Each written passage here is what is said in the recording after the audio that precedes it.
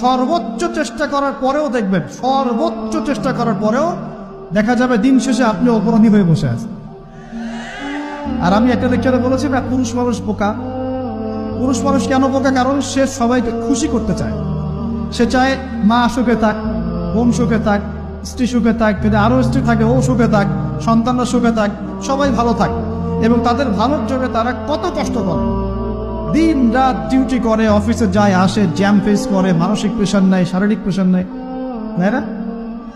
অথচ এই কষ্ট কিন্তু মহিলারা বোঝে না। বোঝে? সবাই বোঝে না। আছে অনেক ভালো স্ত্রী আছে, কিন্তু সবাই কিন্তু বোঝে না। মনে করে যে পুরুষ মানুষ মনে হয় ভোগবাদী, খালি মেয়েদেরকে ভোগ করতে চায়। অথচ সবাইকে সুখে রাখার এই চেষ্টায় একজন পুরুষ দিন শেষে নিজেই সুখী হয় না। বহু পুরুষ শেষ বয়সে গিয়ে একাকিত্ব ভোগে, একা হয়ে